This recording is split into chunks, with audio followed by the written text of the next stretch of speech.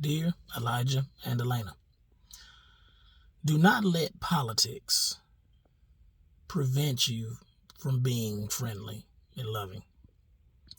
Do not let politics prevent you from being friendly and loving. I was watching a video from Be the Bee. It's a Greek Orthodox Christian church ministry, I think. And it's on YouTube, so I'll put that down in the show notes, in the show description.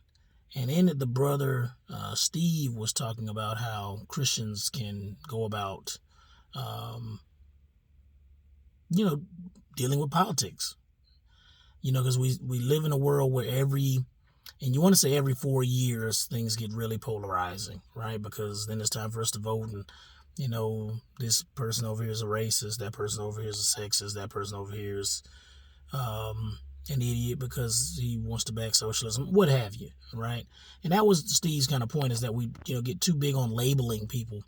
And I thought about that myself recently, not just because that brother's video, but even just in recent times. I remember there was a guy who I really enjoyed listening to on a podcast called Clear Lens.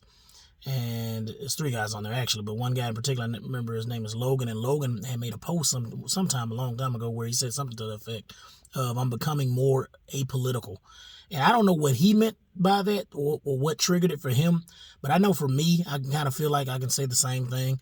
I lean more conservative, but I become more apolitical in the sense that I'm just not willing to have conversations with many people about my politics, because we've allowed ourselves to come to the point in our country, and I'm not saying it's like new, right? It's been around long before Trump. Everyone wants to put stuff on Trump.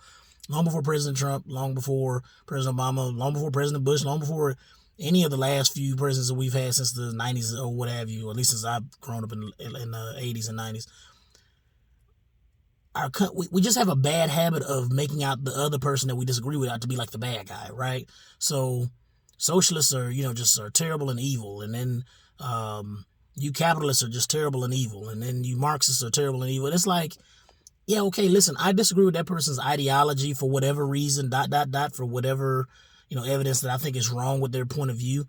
But I don't think they're evil, because I like to think many people, it may be possible that some of them have evil intentions, but many of them, maybe even most of them, I like to think, throw myself in that lump, have good intentions at heart, which in the way we see the country going and the way we think it should be run, whether it's been historically or what's happening presently or what's going to happen in the future. So that's the thing about it. I think it's very, very important that I want to make sure my children grow up understanding that their father wants to live by, and I think I'm just a small no-name guy, but I would love to be able to encourage more people to really have an understanding of, be loving against, towards anybody you come into contact, no matter what their ideology, the political ideology is, because many times we all just have a certain view or a certain feeling about us, the way the country should be run, but that doesn't necessarily make you evil. So again, do not let politics prevent you from being friendly and loving. And it starts in the home with your cell phone when you're on social media app. Don't just act like when you get on Facebook or ESPN or YouTube, in the comment section, you just go off and then try to act like you're, a good person the rest of the week. No, be consistent, be understanding, be loving, even when you're engaging folks that disagree with you. If you start when nobody's looking, you'll do it when people are looking.